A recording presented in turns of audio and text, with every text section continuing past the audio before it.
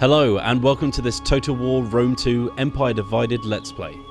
For this video we'll be taking control of Gallic Rome and leading the armies of Emperor Gaius Tetricus, one of the 5 famous leaders of the crisis of the 3rd century. We're also going to be taking a more in-depth look at the new power and politics system that is available as a free update from the launch of Empire Divided on the 30th November. So far in this campaign I've managed to expand my Gallic Empire south and Tetricus has finally taken control of Rome. With the capital in my hands, it's time to make a start on my political goals for the Empire, reinstating the Republic and bringing Rome back into the hands of the people. Now let's jump right into the gameplay and get those plans into motion. Commander. As you can see, most of Italy is under my control, and Tetricus has a full complement of 20 units under his command. If we take a look at the strategic overview map, you can see that I have quite a lot of Western Europe under my control. My position is made even stronger by client states in Hispania-Cyteria to the southwest and Britannia to the north. I do have threats to the south however in Aurelian's Rome and the Roman pretenders that I clawed the capital back from. Opening up the political party affiliation map however shows that I might have threats to my empire that are a little bit closer to home. This orange section is the House of Tetricus, which is my political party. In the yellow we have the Proletarii Collegium, in blue the Patricii Council, and in green the newly conquered lands of Latium support the Viria Grigii. If I open up the politics panel of my faction window, we can see the three parties' various policies, leaders, loyalty, and most importantly, the influence they have on the Senate. Our biggest threat by far are the Patricii Council, with 28% of the Senate listening to their anti-barbarian propaganda. What's more, their loyalty is quite low compared to those other parties, due to our empire's dealings with the Northmen and their political trait of hates barbarians. If we open up the tech tree, we can see that in the governance tree, I'm currently researching improved administration. Once that's complete, we can move on to the tech I need the most at the moment, Reinstituted Republic. This will give a plus 15 loyalty for all political parties in my empire, whilst my faction is a republic, and it'll also help those pesky bandits that can pop up in Empire Divided. So we're in a good position. Let's open up the faction summary window and finally give power back to the people of Rome. Clicking on the government type button will open up this window, which will show us all the reforms that we have available to us. As a Roman faction, we only have the option to form either an empire or a republic. As we can see here, the republic government type will improve our research speed and public order, but also promote more instability between political parties. On top of that, in the bottom right we can see that transitioning between two structures of government will come with a great financial cost and also provide massive drops to our party loyalty and public order across faction lands. Well, there's no going back now. Gallic Rome is a republic. If we jump back into the politics window, we can see that our competitors in the Patricii Council are now very unhappy with us, and they've reached a point where they could secede and form their own faction. This would definitely halt the spread of our forces for a while, but removing them from the Senate would only further cement our power over Gallic Rome. Before we move on, let's make sure our friends in the Proletarii Collegium don't get any ideas either by securing their loyalty.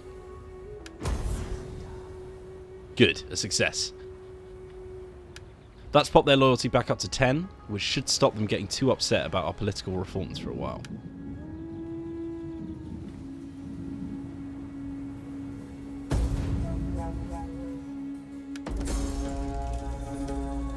Onto our second turn now, and just as we feared, those fools from the Patricii Council have seceded and started their own empire. We'll see how long that lasts. If we open up the overview map, we can see that the chunk of land that they had under their control is now completely theirs, and they've taken some of my forces with them as well.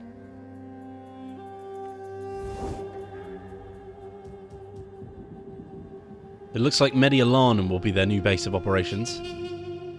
We're going to have to wipe out our former forces and take it back for the true Gallic Romans.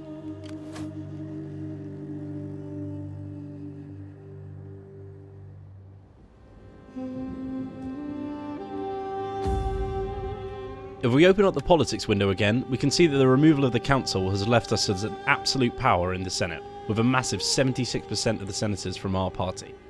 Also, due to the recent secession we suffered, we'll now be protected from this happening again for the next 10 turns. Let's be thankful it wasn't a full-blown civil war. Well, enough politics for now. It's time to shed the blood of these pretenders. Our loyal force that was stationed in Batavium was forced out during the secession. Let's move them back into the town and put an iron heel to those Patricii soldiers. A simple battle for our superior forces. Oh, right in the face.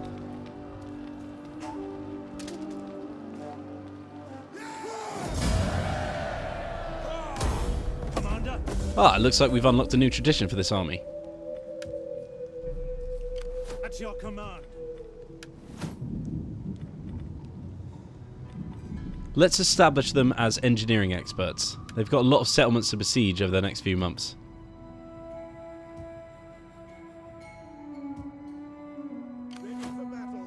Now that that's taken care of, we can start moving our main force north as well. Let's grab Tetricus and move him up to Arretium. We're going to be taking Genua next turn, so I'll get him nice and close. Ready for battle. Ready for further orders.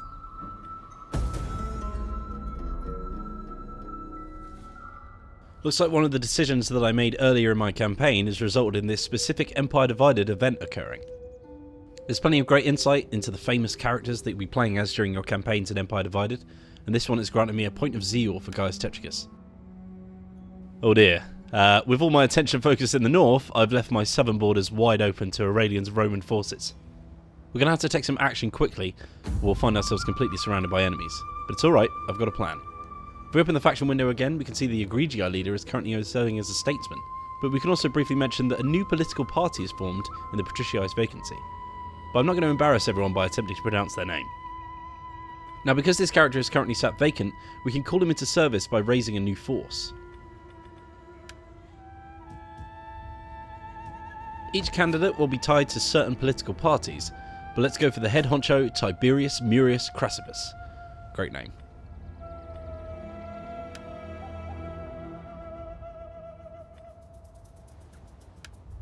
There's a couple of options we can choose from when selecting his bodyguard unit, but I'm going to grab the Gallic Imperial Bodyguards, as he's going to be defending the streets of our settlement. Ready for orders. Let's give him some upgrades as well, because he's going to need it. Now, we won't have time to raise new forces, so we're going to have to recruit some mercenaries. Let's grab a unit of gladiators, some cavalry, and a few skirmishers too.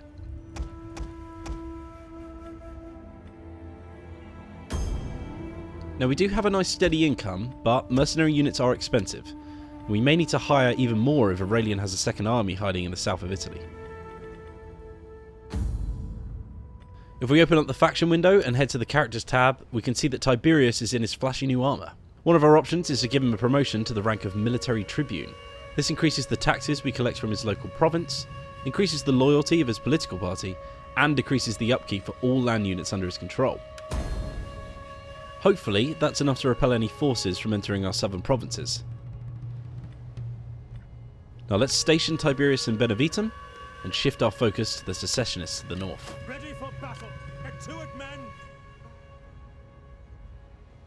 I'm going to hire a few more mercenaries for my northeastern force to make sure they're ready for the siege of Mediolanum. Commander.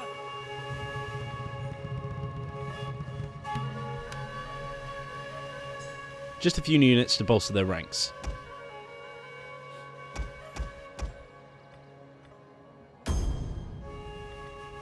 We'll upgrade their equipment as best as we can as well. Now I'm going to move over to Gaius Tetricus and march his forces to Genua.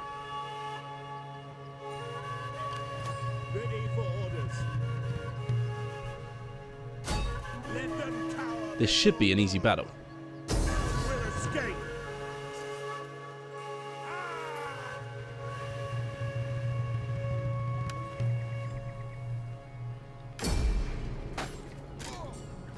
Oh, that's gotta hurt. But one more province reclaimed for the true Republic. Ready for battle. Ready for orders. And it looks like a new military tradition to pick as well. I think I'll take Unrelenting Force. Campaign movement range is always handy. Well, it's next stop Mediolanum. It looks like those soldiers that I spent all my money on earlier in my campaign are sitting pretty comfortably.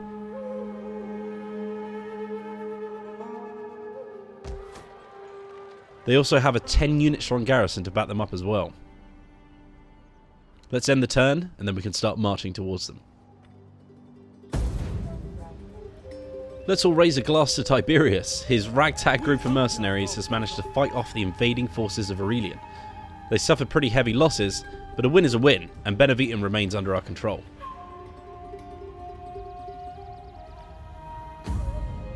One final look at our faction window shows that his recent victory has improved our political relations as well. Two birds with one stone. Well, time waits for no man. It's time to march on the secessionist capital and take it back for Gallic Rome. At your command. I'm going to move my 2nd Legion into reinforcement range. Perfect. Now let's select Gaius Tetricus and march my forces to Mediolanum. Besieging the settlement. Thanks for watching, everyone. I'll leave you with some cinematic shots of my attack on Mediolanum. And remember, the Empire Divided DLC for Total War Rome 2 will be available on the 30th of November 2017.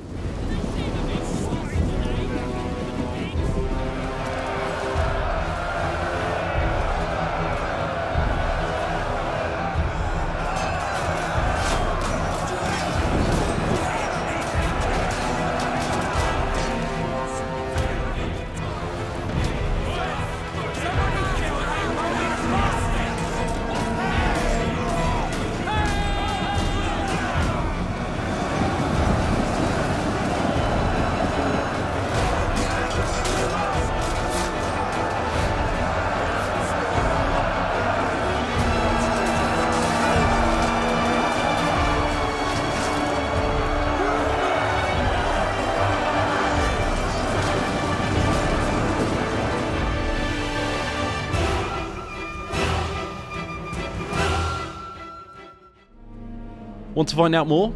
Check out the links in the description below.